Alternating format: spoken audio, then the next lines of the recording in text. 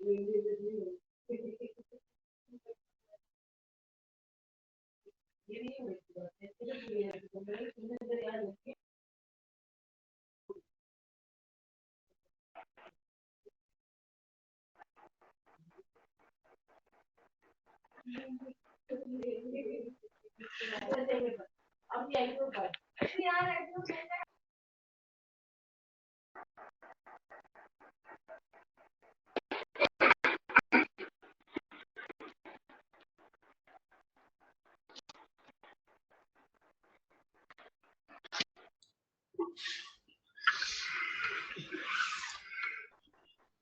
everyone.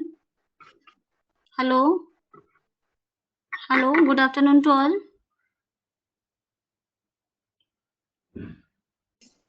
Hello.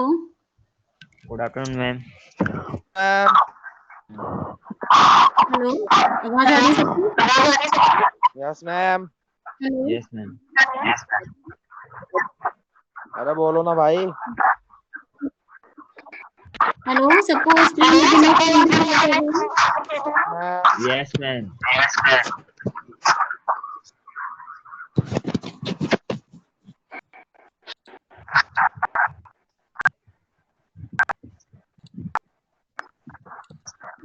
Hello, screen clear है सबको? Yes, ma'am. ठीक है, वेट करते हैं 2 मिनट, हम सबको ज्वाइन करने दो।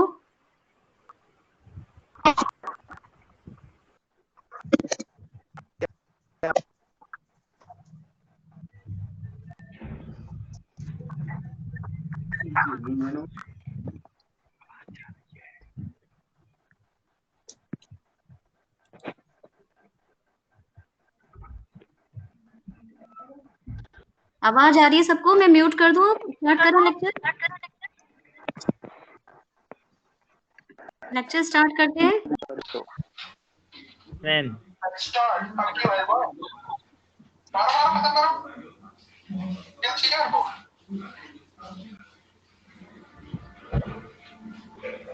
मैंने म्यूट कर दिया, सबकी आवाज आ रही है ना बच्चों को, ये प्रॉब्लम होती है।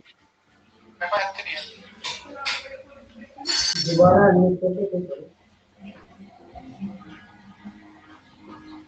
पूरी वाइफ पे होगा वो कभी काम अब ना मत को हेल्प करने दो मैं हेल्प करने की चीज म्यूट कर दिया, फिर भी सबकी आवाज आ रही है। हाँ भाई इधर मेरा मेडिकेट है, जल्दी आ।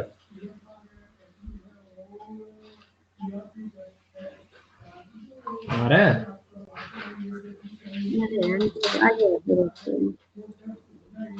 हेडशॉट मिस हो गया अभी कॉल लगता था। अरे उन्हें ले ले मेडिकेट। हमें 1300 मीटर जाना है तो लड़ाई तो करनी पड़ेगी। हेलो, आप लोग अपने माइक ऑफ तो भेजेंगे भाई क्या तो भेजेंगे हेलो, अभी इतना मस्त माइक ऑफ शॉट कीजिए। किया ऐसे निकाल जाता हेलो, आप सबकी आवाज आ रही है? बंद कीजिए। भाई मेरी हेल्प ले गया देखो मेडिकेट हेलो, आज हम स्टार्ट करेंगे मेटालिक बॉन्ड। मेडिकेट चाहिए नहीं है भाई, और नहीं है। हेलो, आवाज आ रही है सबको? लिखो फर्स्ट एड मैं बैंडेज लगा रहा हूं फिर कवर दो ये आवाज किसकी आ रही है? कुछ भी इससे ज्यादा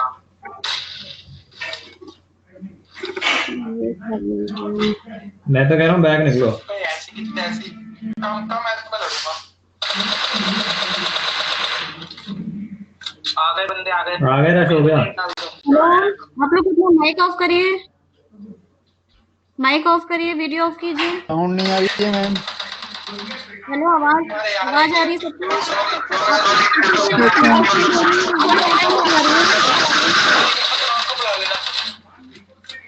मेरे पास है 2 बंदे तू कहां ऊपर हो गया है तो मेरा बचाता नहीं हेलो, अरे मैं हेल्प म्यूट कर रही हूँ। म्यूट करने पर भी ना आवाज आती है।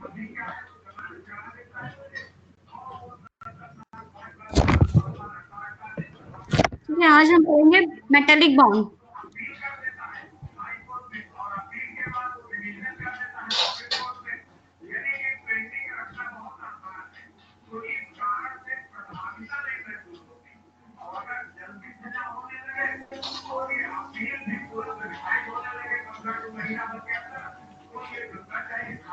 हेलो। हेलो, ठीक है, स्टार्ट करते हैं मेटालिक बॉन्ड। ठीक है, hello. Metallic bond it means the bond which is formed या which is in between the metal। तो बॉन्ड जो मेटल के बीच में होता है उसको हम बोलेंगे मेटालिक बॉन्ड। इसकी definition, the force that binds a metal ion to a number of electrons within its crystal, or the attractive force which holds the atom of metal together in a metallic crystal। यानी कि किसी भी metal metal आपको पता है कि metal में क्या होगा, सारे एटम्स एक ही टाइप के होंगे। Suppose जैसे आपका एल्यूमिनियम है या कॉपर है, कोई भी मेटल है अगर आपके पास, तो उसमें सारे मेटल सेम नेचर के होंगे। तो सेम नेचर के मेटल है, सेम एटम है, तो उसके बीच में बॉन्डिंग किस टाइप से पॉसिबल है? आयनिक बॉन्ड पॉसिबल नहीं है, कोवलेंट बॉन्ड इतने सारे मेटल्स के बीच में पॉसिबल नहीं है, आपका कोऑर्डिनेट बॉन्ड भी पॉसिबल नहीं है। तो वहां पर एक नए टाइप का बॉन्ड होता है, that is called metallic bond. तो मेटेलिक बॉन्ड की डेफिनेशन आप इनमें से कोई एक लिख सकते हैं, the force that binds a metal ions, यानी कि वह फोर्स जो मेटल आयंस को बॉन्डिंग करता है इलेक्ट्रॉन्स के साथ, उसको हम बोलेंगे मेटेलिक बॉन्ड। या फिर the attractive force which holds the atoms of metals together in a metallic crystal, यानी कि मेटल्स के जो एटम्स हैं उनके बीच में जो भी अट्रैक्शन फोर्स है किसी भी क्रिस्टल के बीच में, उसको हम क्या बोल रहे हैं? Metallic bond. ठीक है, अब इसके लिए टू थ्योरीज हैं, थ्योरीज ऑफ मेटेलिक बॉन्ड। आपके सिलेबस में इलेक्ट्रॉन सी थ्योरी जो मैं आपको बता रही हूँ, ये वाली थ्योरी एग्जाम में नहीं है, पर कभी कभी 1 या 2 मार्क्स में पेपर में आउट ऑफ सिलेबस कभी क्वेश्चन आ जाता है, तो वहां आपसे पूछ लिया जाता है कि एक्सप्लेन इलेक्ट्रॉन सी थ्योरी। तो इलेक्ट्रॉन सी थ्योरी इसमें क्या होता है, अगर इस according to this theory the metal atom lose its valency electron, जो भी वैलेंसी इलेक्ट्रॉन होते हैं मेटल में से वो निकल जाते हैं, तो मेटल एक इस तरीके से पॉजिटिव आयन की फॉर्म में बन जाता है, इसको हम बोलते हैं कर्नेल्स। तो these are the metallic kernels, जिसमें से आपके वैलेंसी इलेक्ट्रॉन्स निकल गए हैं, और जो वैलेंसी इलेक्ट्रॉन निकल गए हैं ये आपको दिख रहा है कि वो इस तरीके से आपके बीच बीच में इस तरीके से अरेंज रहते हैं। तो आपको दिख रहा है कि एक पॉजिटिव आयन है यानी कि कैटायन है ये, इसको हम क्या बोल रहे हैं? कर्नेल्स। और ये वैलेंसी इलेक्ट्रॉन के साथ इस तरीके से एक बॉन्ड फॉर्म कर सकते हैं, अट्रैक्शन है इनके बीच में, पॉजिटिव नेगेटिव चार्ज है यानी कि अट्रैक्शन फोर्स है। तो इसी अट्रैक्शन फोर्स की वजह से मेटेलिक एटम एक दूसरे से अटैच्ड रहते हैं, यानी कि हम बोलेंगे metal is regarded as metallic ions dipped in the sea of valency electrons.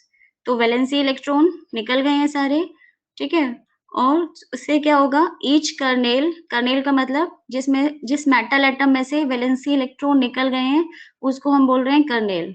तो each kernel is attached to several valency electrons. आपको दिख रहा है, सपोज ये सेंटर वाली अगर हम देखते हैं तो ये बहुत सारे वैलेंसी इलेक्ट्रॉन के साथ ये क्या है, बॉन्ड मतलब एक तरीके से अट्रैक्शन के उसमें है, और each valency electron is also associated with number of kernels. तो इस तरीके से इनमें एक अट्रैक्शन फोर्स है, उसको हम बोल रहे हैं मेटेलिक बॉन्ड। तो ये इलेक्ट्रॉन सी थ्योरी है, ये आपकी बहुत पुरानी थ्योरी है, इसके अकॉर्डिंग मेटेलिक क्लस्टर है या फिर डक्टिलिटी है मेटल की, मेलेबिलिटी है, उसको एक्सप्लेन कर सकते हैं, पर ये आपके सिलेबस में नहीं है। इसलिए हम नेक्स्ट टॉपिक पे आते हैं, जो सेकंड थ्योरी है इसकी, जो कि मोस्ट इम्पॉर्टेंट भी है, उसको हम बोलते हैं मॉलिक्यूलर ऑर्बिटल थ्योरी या फिर बैंड थ्योरी ऑफ सॉलिड्स। ठीक है, it is similar to molecular orbital theory जो आपने अभी पढ़ी है, मॉलिक्यूलर ऑर्बिटल थ्योरी उसी से उसी के सिमिलर है ये, और इसको हम एक और नाम से बोलते हैं बैंड थ्योरी। तो आप थोड़ा सा इसको समझ लीजिए, बैंड थ्योरी का मतलब ये है, पहले आप डायग्राम देख लीजिए। आपको पता है कि अगर कहीं भी 2 एटॉमिक ऑर्बिटल्स हैं, जैसे मैंने आपको डायग्राम कल बताए थे, तो when 2 atomic orbitals combine then 2 molecular orbitals will be formed. उसमें से एक को हम बोल रहे हैं बॉन्डिंग और एक को बोल रहे हैं हम एंटी बॉन्डिंग। ये आपने कल पढ़ा था। जितने number of atomic orbitals combine करते हैं उतने ही आपके मॉलिक्यूलर ऑर्बिटल्स फॉर्म होते हैं। एक बॉन्डिंग है और दूसरा एंटी बॉन्डिंग है। यहाँ पे आपके 2 फॉर्म्स कर रहे हैं तो आपके 2 ही आपके और मॉलिक्यूलर ऑर्बिटल्स बन रहे हैं। In case of 3 atomic orbital, ये तो मैंने ऊपर जो फर्स्ट वाला एग्जांपल आपको दिया था, ये तब है कि अगर केवल लिथियम के 2 एटम आपस में क्या कर रहे हैं, कॉम्बिनेशन कर रहे हैं। यहाँ पे लिथियम के कितने एटम हैं, केवल 2 एटम है, तब आपके क्या बनेगा, यहाँ पे सिर्फ 2 ही मॉलिक्यूलर ऑर्बिटल्स फॉर्म होंगे। अगर सपोज ये नंबर कितना है 3, अगर 3 एटम आपस में कॉम्बिनेशन कर रहे हैं लिथियम के, है ना, और हम केवल उसका 2s को ही हम ले रहे हैं, लिथियम में 1s भी होगा 2s भी होगा, लेकिन हम आपको ये बताना चाह रहे हैं कि अगर 3 एटॉमिक ऑर्बिटल्स हैं जो कि आपस में कॉम्बिनेशन कर रहे हैं, तो आपने मॉलिक्यूलर ऑर्बिटल थ्योरी में स्टार्टिंग में मैंने बताया था कि जितने एटॉमिक ऑर्बिटल कॉम्बिनेशन करते हैं उतने ही आपके मॉलिक्यूलर ऑर्बिटल फॉर्म होते हैं। तो यहाँ पे 3 कॉम्बिनेशन कर रहे हैं तो 3 ही बनेंगे। तो एक को हम बोलेंगे बॉन्डिंग, ये आपको पता ही है कि हम 2 करते हैं तो एक को बॉन्डिंग बोलते हैं और एक को हम क्या बोलते हैं, एंटी बॉन्डिंग। लेकिन अगर सपोज ये ऑड नंबर में है, 3 कर रहे हैं, तो जो एक को हम बोलेंगे नॉन बॉन्डिंग, यानी कि जो बॉन्डिंग में पार्टिसिपेट नहीं करते। तो इनकी जो एनर्जी होती है वो बॉन्डिंग और एंटी बॉन्डिंग के बीच की होती है। ठीक है, अगर 3 कॉम्बिनेशन कर रहे हैं तो आपके क्या बनेंगे, bonding, non bonding and anti bonding. The energy of non bonding molecular orbital is between that for bonding and anti bonding. ठीक है, अगर सपोज आपके पास लिथियम के 4 एटम है, एक लिथियम हम बताना चाह रहे हैं कि लिथियम एक मेटल है, जैसे सोडियम आपका मेटल है, एल्यूमिनियम मेटल है, कॉपर मेटल है। तो मेटल में केवल 1 2 3 4 इतने तो एटम्स होंगे नहीं, लेकिन आपको स्टार्टिंग किया है मैंने 2 एटम से, कि अगर किसी भी मेटल के 2 एटम्स आपस में कंबाइन करते हैं तो आपके 2 ही क्या बनेंगे, मॉलिक्यूलर ऑर्बिटल। लेकिन 3 कंबाइन करेंगे तो आपके बनेंगे 3 मॉलिक्यूलर ऑर्बिटल। अगर ये 4 करेंगे कॉम्बिनेशन, यहाँ पे नंबर ऑफ मेटल एटम कितने हैं, 4 हैं, और हमने इसका केवल 2s एटॉमिक ऑर्बिटल ही लिया हुआ है। ठीक है, 1s भी होगा, 2s भी होगा, 2p भी होगा, लेकिन हमने इसमें केवल एक शो किया हुआ है 2s। तो अगर यहाँ पे क्या है, there are 4 2s atomic orbitals of lithium metal. तो जब 4s कॉम्बिनेशन कर रहे हैं तो आपके क्या बनेंगे, 4 1 2 3 4 ही आपके क्या बनेंगे, मॉलिक्यूलर ऑर्बिटल। इसमें से जो नीचे वाले 2 हैं जिनकी एनर्जी कंबाइनिंग एटॉमिक ऑर्बिटल से लेस है, कम है, उसको हम बोलते हैं क्या, आपको मैंने बताया था, इनको हम बोलेंगे बॉन्डिंग मॉलिक्यूलर ऑर्बिटल। ठीक है, इनको हम क्या बोलेंगे, बॉन्डिंग मॉलिक्यूलर ऑर्बिटल। जबकि ऊपर वाले, ये ऊपर वाले जो दोनों हैं, इनकी एनर्जी कंबाइनिंग एटॉमिक ऑर्बिटल से हाई है, तो इनको हम बोलेंगे एंटी बॉन्डिंग मॉलिक्यूलर ऑर्बिटल, या फिर हम एंटी बॉन्डिंग, ठीक है, मॉलिक्यूलर ऑर्बिटल बोलेंगे, ABMO या फिर एंटी बॉन्डिंग ऑर्बिटल। तो आपको दिख रहा है 2 ने कॉम्बिनेशन किया तो 2 बने, 3 ने कॉम्बिनेशन किया तो 3 atomic orbitals molecular orbitals form हुए। अगर यहाँ पे 4 ने कॉम्बिनेशन किया है तो कितने बनेंगे, 4 बनेंगे। ठीक है, ये आपको मैंने 2 3 4 का एग्जाम्पल बता दिया। अब in case of metallic crystal, अगर हम एक मेटल क्रिस्टल देखेंगे बहुत छोटा सा 1 सेंटीमीटर क्यूब, अगर आपने कोई मेटल क्रिस्टल देखोगे तो उसमें ये जो नंबर होता है किसी भी मेटल एटम का, ये बहुत ज्यादा होता है, कि आप छोटे से क्रिस्टल में बहुत सारे एटम्स आपस में बॉन्डेड होते हैं, और इनका जो नंबर होता है it is of the order of 10 to the power 23। अगर हम देखेंगे तो बहुत छोटा सा 1 सेंटीमीटर क्यूब का कोई क्रिस्टल देखेंगे मेटल का, तो उसमें मेटल का जो नंबर है जो बॉन्डेड है आपस में एक दूसरे से, वो कितने होते हैं, 10 to the power 23। तो इसका मतलब है कि अगर n, यहाँ पे लिखा हुआ है n, आपको विजिबल नहीं हो रहा है, दैट इज n। तो इसका मतलब ये है कि अगर n number of molecular orbitals, n number of atomic orbitals will combine, then n molecular orbitals will be formed। 2 ने किए 2 बने, 3 ने किए 3 बने, यहाँ पे 4 थे तो 4 बने, और अगर ये बहुत सारे हैं, large number of metallic atomic atoms will combine, then large number of molecular orbitals will be formed. तो आपको क्या लगेगा, एक बैंड टाइप की लगेगी, एक कंटिन्यूअस बैंड लगेगा, क्योंकि इस देखिए यहाँ पे आपको दिख रहा है कि एनर्जी की डिफरेंस आपको बहुत सारा दिख रहा है, क्योंकि 2 थे, यहाँ पे ये 3 थे, तो आपको फिर भी यहाँ डिफरेंस दिख रहा था एनर्जी में। यहाँ ये 4 थे, तो इनके बीच में जो गैपिंग है वो दिख रहा है कितना कम हो गई। और सोचिए अगर ये n है और n का भी नंबर कितना होगा, 10⁻23, तो इनके बीच में जो स्पेसिंग है, जो डिफरेंट स्पेसिंग है, वो बहुत कम हो जाएगी। इतना कम होगी कि आपको दूर से देखने में ऐसा लगेगा कि ये बैंड है, कंटिन्यूअसली यहाँ पे इलेक्ट्रॉन्स फिल्ड हैं। तो इसीलिए इस थ्योरी को हम क्या बोलते हैं, बैंड थ्योरी। अब ये जो बैंड है, इसमें ये बैंड आपकी, अगर हम 2s एटॉमिक ऑर्बिटल की बात कर रहे हैं, तो that band will be half filled. ये आपको दिख रहा है नीचे, ये हाफ फिल्ड है। हाफ फिल्ड क्यों है, क्योंकि 2s में, s ऑर्बिटल में आपके कितने इलेक्ट्रॉन आ सकते हैं, 2 इलेक्ट्रॉन आ सकते हैं, जबकि यहाँ पर एक ही है, तो इसीलिए हाफ फिल्ड है। तो पहले इसको समझने के लिए मैं आपको थोड़ा सा पहले और बेसिक बता देती हूँ, जो आपका स्टार्टिंग में था। यहाँ से आपको लिखना है एग्जाम में, जनरली ये 5 मार्क्स में क्वेश्चन आ जाता है, तो आपको सिर्फ जितना बताया जा रहा है ऐसे ही लिखना है। When 2 atomic orbitals combine, 2 molecular orbitals, 1 bonding and 1 anti bonding molecular orbitals are formed. ठीक है। When 3 atomic orbitals are combined, 3 molecular orbitals are formed. Right? ये अभी आपने पढ़ा था, क्या होगा, bonding, anti-bonding and non-bonding. The energy of non-bonding molecular orbital is between that for the bonding and anti-bonding molecular orbitals. ठीक है, इतना क्लियर है आपको? Similarly, when n atomic orbitals combine, अगर बहुत सारे atomic orbitals combine करेंगे, then n molecular orbitals will be formed. ठीक है। In case of metallic crystal, n is the order of 10⁻23. जो ये n होगा वो कितना होगा, 10⁻23। इसका मतलब ये है कि 1 centimetre cube of sodium crystal, sodium भी आपका मेटल में आता है, अगर हम सोडियम क्रिस्टल देखेंगे और वो कितना छोटा सा देखेंगे, 1 सेंटीमीटर क्यूब, तो उसमें जो नंबर ऑफ इलेक्ट्रॉन्स हैं वो कितने हो जाएंगे, उसमें जो नंबर ऑफ एटॉमिक ऑर्बिटल्स हैं वो कितने होंगे, 10⁻23। यानी कि इतने सारे एटॉमिक ऑर्बिटल्स क्या कर रहे हैं, कंबाइन कर रहे हैं। इतने सारे 10⁻23 एटॉमिक ऑर्बिटल्स आपस में क्या कर रहे हैं, कॉम्बिनेशन कर रहे हैं। 1s से 2s से 2p से कर रहे हैं कॉम्बिनेशन, लेकिन इतने सारे हैं ये।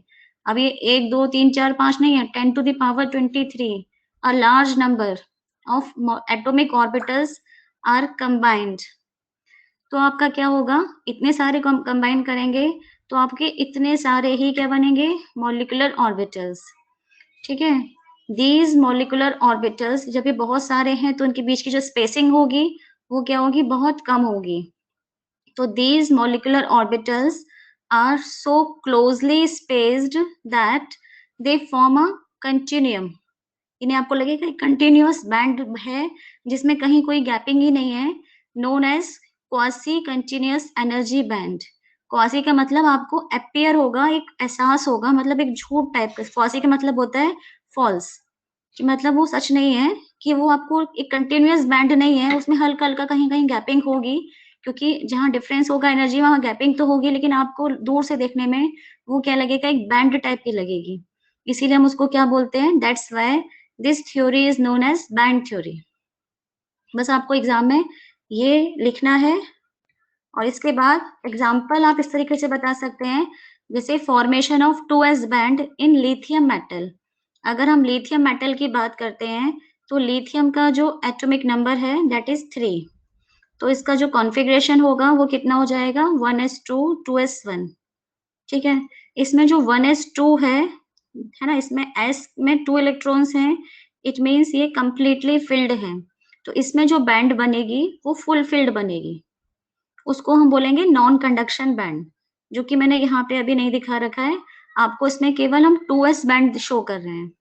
अलग अलग बैंड बनती हैं अलग अलग एटॉमिक ऑर्बिटल्स की, 1s की बैंड अलग बनेगी, 2s की बैंड अलग बनेगी, यहाँ पे 2p 0 होगा क्योंकि p में तो कोई इलेक्ट्रॉन होगा नहीं, तो एम्प्टी बैंड अलग बनेगी, यानी कि एटॉमिक ऑर्बिटल जिनकी एनर्जी सेम है वो आपस में कॉम्बिनेशन करते हैं, आपको पता है। तो 1s वाले जितने भी एटॉमिक ऑर्बिटल्स होंगे, यानी कि 1s जो 10 to the power 23 1s atomic orbitals हैं, वो 1s के साथ ही कॉम्बिनेशन करेंगे। ऐसे ही 10 टू द पावर 23 जो आपके एटॉमिक ऑर्बिटल्स हैं, उनकी जो 2s आपकी जो शेल है, सब शेल है, वो 2s के साथ कॉम्बिनेशन करेगी। तो यहाँ पे जो एग्जाम्पल है, ठीक है, यहाँ जो आपका एग्जाम्पल है, इस एग्जाम्पल में आपको ये 2s बैंड ही शो की गई है कि 2s बैंड कैसे बनेगी। तो 2s बैंड के लिए वही मैं आपको फिर से एक बार रिपीट कर रही हूँ, when two atomic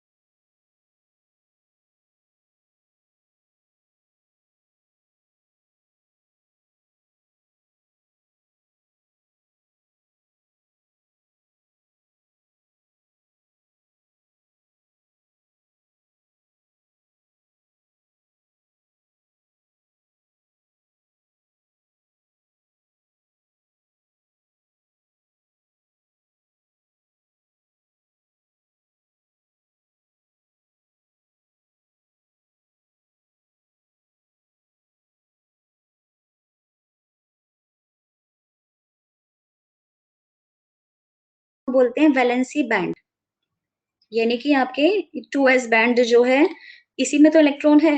वैसे आपकी वैलेंसी शेल पूरी है 2s 2p, लेकिन वैलेंसी इलेक्ट्रॉन केवल कहाँ पर है आपका 2s में। तो जो 2s बैंड है इसको हम क्या बोलेंगे, वैलेंसी बैंड। इसमें केवल एक इलेक्ट्रॉन है, यानी कि आपकी ये हाफ फिल्ड है।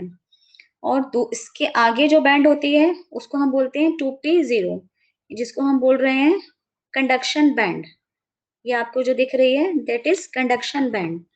अब इन केस ऑफ मेटल आपको पहले समझना है the gap between valency band and conduction band, यानी कि आप ये देखिए वैलेंसी बैंड ये है और कंडक्शन बैंड ये है। तो इनके बीच में जो ये गैप है इस गैप को हम बोलते हैं बैंड गैप। और जिस मटेरियल में ये बैंड गैप जितना ज्यादा होगा उतना ही मुश्किल से उसमें इलेक्ट्रॉन मतलब कंडक्टिविटी पास करेंगे। इलेक्ट्रॉन एक जगह से एक बैंड से दूसरी बैंड में जाने में उन्हें उतना ही टाइम लगेगा। या अगर हम देखेंगे in case of insulator, insulator के केस में क्या है, देखिए वैलेंसी बैंड और कंडक्शन बैंड इनके बीच में जो ये गैप है वो बहुत ज्यादा है, it is very large. So it is impossible to move electron from valency band to conduction band.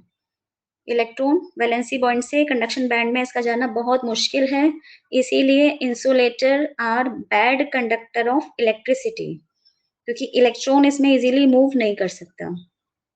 जबकि अगर हम देखते हैं सेमीकंडक्टर, ठीक है, सेमीकंडक्टर को अगर हम देखेंगे तो इसमें वैलेंसी बैंड और कंडक्शन बैंड के बीच में जो ये गैप है ये आपको दिख रहा होगा, ये इन कंपैरिजन टू इंसुलेटर ये आपको गैप कैसा दिख रहा है, कम दिख रहा है।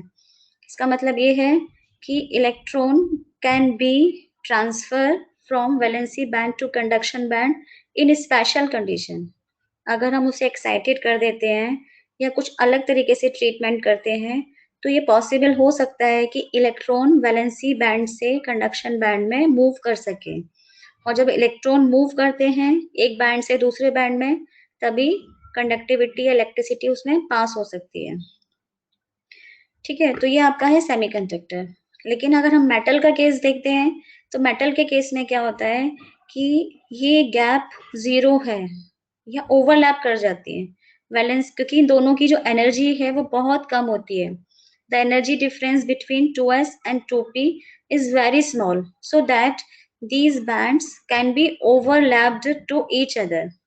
एक दूसरे के ऊपर ये ओवरलैप्ड कर जाती है, तो ओवरलैप्ड करने की वजह से बहुत इजी हो जाता है इलेक्ट्रॉन्स इजीली वैलेंसी बैंड से कंडक्शन बैंड में। देखिए कोई बीच में कोई हिंड्रेंस है ही नहीं, यहाँ तो फिर भी थोड़ा सा गैप है, यहाँ बहुत सारा गैप है और यहाँ तो कोई गैप ही नहीं है, ये लग रहा है कि पूरा एक ही बैंड है ये। तो electron can easily be transfer from valency band to conduction band. इसीलिए जो मेटल्स होती हैं they are good conductor of electricity.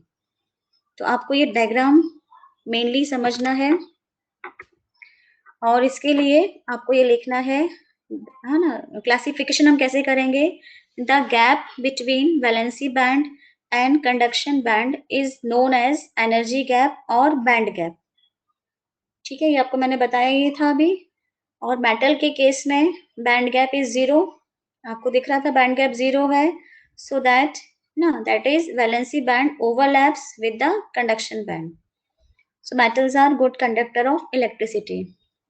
जबकि हम देखेंगे सेमीकंडक्टर के केस में बैंड गैप कितना होगा, 1 इलेक्ट्रॉन वोल्ट, यानी कि जो एनर्जी है वो जो डिफरेंस है एनर्जी का एक वैलेंसी बैंड से दूसरी जो बैंड है उसमें कितना एनर्जी डिफरेंस है वो 1 इलेक्ट्रॉन वोल्ट। जबकि हम इंसुलेटर को देखेंगे तो इंसुलेटर में के लिए होना चाहिए मोर देन 4 इलेक्ट्रॉन वोल्ट। और आपको पता है कि डायमंड है, डायमंड इज इंसुलेटर और डायमंड में जो ये बैंड गैप होता है दैट इज 5.4 इलेक्ट्रॉन वोल्ट, बहुत ज्यादा है। इसकी जो कंडीशन है वो एटलीस्ट कितना होना चाहिए 4 इलेक्ट्रॉन वोल्ट, ये इससे भी ज्यादा है यानी कि 5.4 इलेक्ट्रॉन वोल्ट है। इसीलिए आपका डायमंड कैसा होता है, इंसुलेटर। ठीक है, ये आपका मॉड्यूल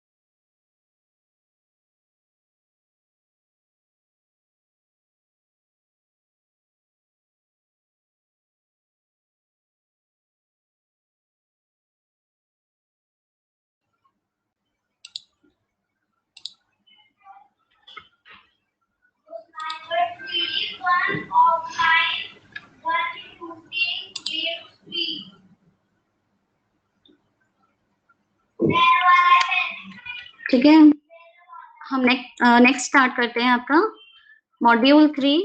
मॉड्यूल 3 में आपने कुछ फेज रूल पढ़ा था बस, उसके 2 टॉपिक्स इसमें और हैं, इलेक्ट्रोकेमिस्ट्री और कोरोजन। तो अभी मैं थोड़ा सा स्टार्ट कर देती हूँ आपको इलेक्ट्रोकेमिस्ट्री, क्योंकि आपका सिलेबस जल्दी से जल्दी कंप्लीट करना है, आपके सेशनल भी होने हैं, पीयूटी भी होने हैं। देखिए इसमें हम लोग पढ़ेंगे electrochemistry mainly, electrode potential, galvanic cell, Nernst equation, thermodynamic functions, lead storage battery. So first of all electrochemistry, ठीक है। इलेक्ट्रोकेमिस्ट्री अगर हम ये वर्ड देखेंगे तो इस वर्ड में आपको क्या दिख रहा है, 2 वर्ड हैं, एक है आपका इलेक्ट्रो यानी कि इलेक्ट्रिसिटी से कुछ रिलेटेड है, और दूसरा आपका है केमिस्ट्री। तो आपका जो इलेक्ट्रोकेमिस्ट्री है, it is the branch of science that deals with the relationship between electrical energy and chemical energy and inter conversion of one form into another. आपको पता है law of conservation of energy है ना, energy neither can be created nor be destroyed, but it can be transferred from one form to another, या it can be convert from one form to another. तो यहाँ पे electrochemistry में हम क्या करते हैं, या तो इलेक्ट्रिकल एनर्जी जो आपको किससे मिलती है, सर्किट के थ्रू, इलेक्ट्रॉन्स के थ्रू जो एनर्जी आपको मिल रही है ना, इलेक्ट्रिकल एनर्जी जो होती है, इसको हम कन्वर्ट कर सकते हैं केमिकल एनर्जी, यानी कोई केमिकल रिएक्शन पॉसिबल हो जिसकी वजह से केमिकल एनर्जी, या फिर केमिकल एनर्जी को हम कन्वर्ट करते हैं इलेक्ट्रिकल एनर्जी में, यानी केवल इन दोनों ही फॉर्म्स में एनर्जी का हम इंटरचेंज कर सकते हैं इलेक्ट्रोकेमिस्ट्री में। तो इसीलिए इसको हम बोलेंगे इलेक्ट्रोकेमिस्ट्री, क्योंकि इलेक्ट्रिकल एनर्जी और केमिकल एनर्जी से ही बना हुआ है वर्ड इलेक्ट्रोकेमिस्ट्री। तो यहाँ पर अब आप देखेंगे कि इस कन्वर्जन के लिए, एनर्जी कन्वर्जन के लिए हम जो डिवाइस यूज करते हैं, the device which is use to convert energy change is called cell. आपने देखा होगा सेल, पेंसिल सेल, बैटरी में सेल होते हैं आपके, और सेल आपका मोबाइल में भी रहते हैं, टॉर्च में सेल रहता है, बहुत सारी जगह आपके आपने सेल देखा है, हर जगह बैटरी यूज होती है। तो वो बैटरी या सेल जो है वो क्या करता है, एक एनर्जी को दूसरी एनर्जी में कन्वर्ट कर देता है, ठीक है। इलेक्ट्रिकल एनर्जी को अगर हमें केमिकल में कन्वर्ट करना है, केमिकल को इलेक्ट्रिकल में करना है, तो उसके लिए हम जो डिवाइस यूज करेंगे उसको हम बोलेंगे सेल।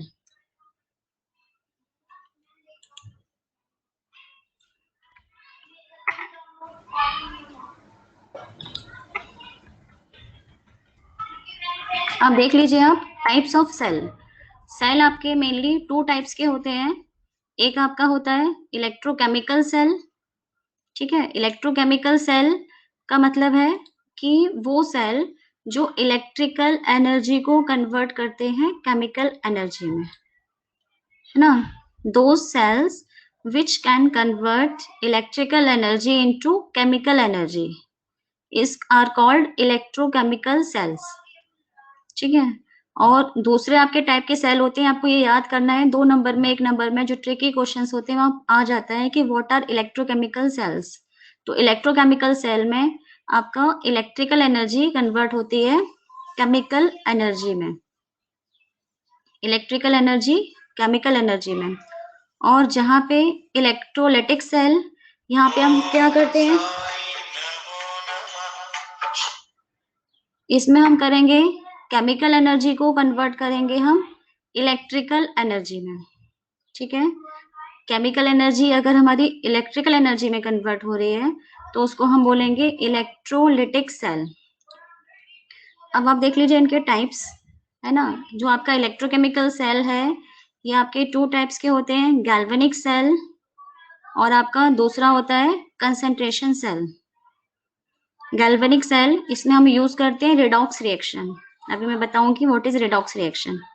और यहाँ कंसंट्रेशन सेल में क्या होता है कि इसमें जो हम एनर्जी कन्वर्ट करते हैं वो केवल इस वजह से होती है कि एक सॉल्यूशन आपके पास होता है लोअर कंसंट्रेशन का और एक होता है हायर कंसंट्रेशन का। तो इलेक्ट्रॉन्स मूव करते हैं कहाँ से, from lower concentration to higher concentration, जिससे कि आपकी एनर्जी कन्वर्ट होती है। और इलेक्ट्रोलाइटिक सेल ये आपने देखा होगा, इसके एग्जांपल है जनरली इलेक्ट्रोप्लेटिंग, इलेक्ट्रोलिसिस। इसका मतलब है कि अगर सपोज आपके पास एक सिल्वर का आर्टिकल है कोई भी, उसको हमें कॉपर से हमें क्या करना है, उसे प्लेटेड करना है, जैसे ना कॉपर प्लेटेड होता है, गोल्ड प्लेटेड आते हैं, तो जो इलेक्ट्रोप्लेटिंग की जाती है, तो इलेक्ट्रोप्लेटिंग या इलेक्ट्रोलिसिस प्रोसेस जो भी होती है आपकी, वो आपकी किस में आती है, इलेक्ट्रोलिटिक सेल में आती है। ठीक है, आपको सिर्फ सेल का टाइप पढ़ना था यहाँ पर। आगे है आपकी रेडॉक्स रिएक्शन। रेडॉक्स ये बहुत इजी टॉपिक है, ये आपने सभी ने 12th में पढ़ा है।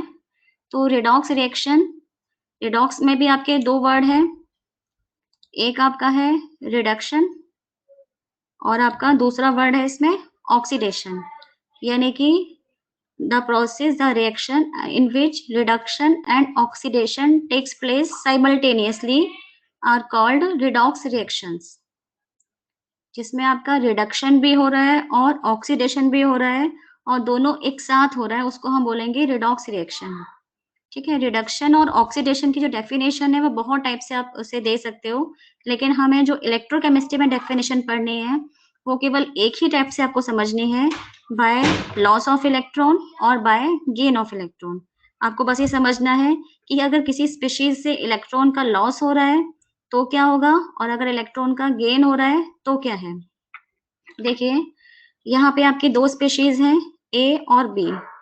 ए इसके ऊपर 0 का मतलब इस पे कोई चार्ज नहीं है, ठीक है, न्यूट्रल एटम है। बी ये इसके ऊपर भी कोई चार्ज नहीं है, it is also a neutral atom.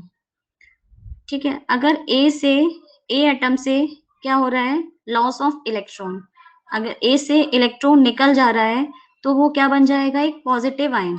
यहाँ से इलेक्ट्रॉन निकल गया तो क्या बन गया, ये पॉजिटिव आयन, यानी कि क्या हुआ, लॉस ऑफ इलेक्ट्रॉन। तो आपको बस ये समझना है जहां जिन स्पीशीज में भी क्या हो रहा है, इलेक्ट्रॉन का लॉस होगा, उस रिएक्शन को हम बोलेंगे ऑक्सीडेशन। आपको केवल ऑक्सीडेशन की यहाँ पर एक ही डेफिनेशन याद रखनी है, the loss of electron is called oxidation. ठीक है, अब ये जो इलेक्ट्रॉन यहाँ से निकला, हमने यहाँ से इलेक्ट्रॉन का लॉस हुआ इस स्पीशीज से, तो इलेक्ट्रॉन यहाँ से निकल गया, पर इलेक्ट्रॉन कोई दूसरी स्पीशीज होगी वो क्या करेगी, इस इलेक्ट्रॉन को एक्सेप्ट करेगी।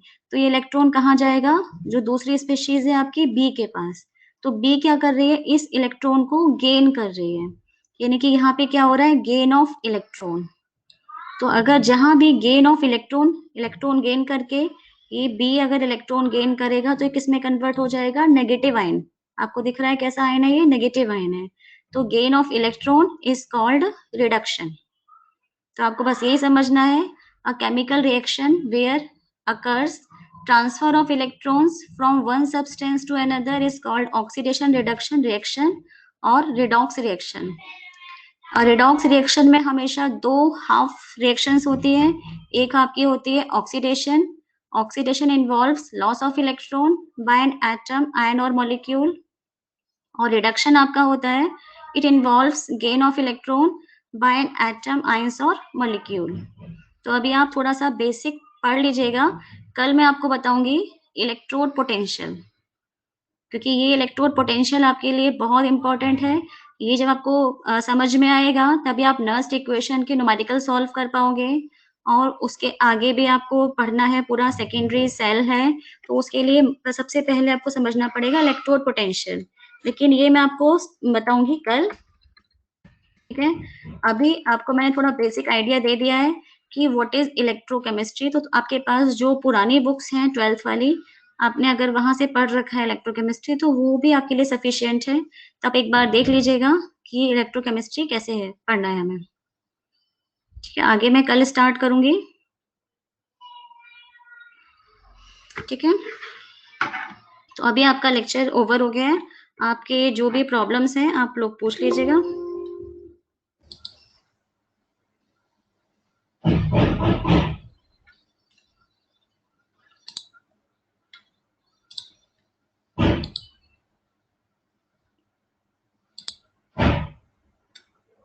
हेलो मैम, बीच में वॉइस और स्क्रीन चली गई, सिलेबस कुछ ज्यादा ही नहीं फास्ट हो रहा है। मैम बहुत तेज बढ़ा रही है, पर बहुत तेजी से हो रही है।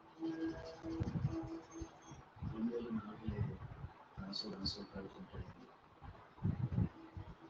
మీ ఇల్లు బంగ్లా అయింది, మా ఆస్తి ఆప్షన్కి వచ్చింది. ప్రశాంత్ గారు, 3 రోజులు డబ్బు కట్టకపోతే మీ ఆస్తి వేల మీటర్లు నోటీస్ వచ్చింది చూసారా?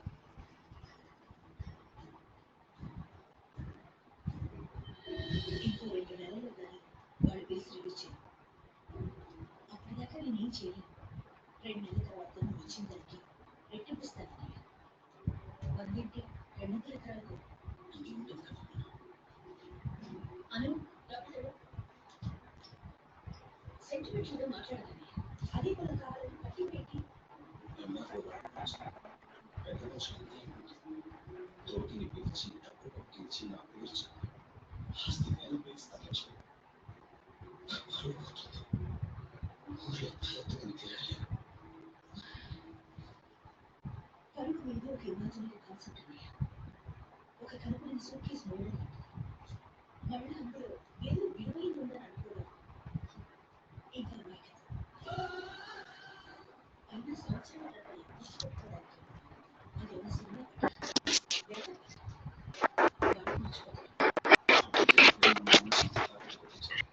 అదే ఆవిడ లాభాలు వచ్చేదాకా అది మా నాన్న తీసుకుని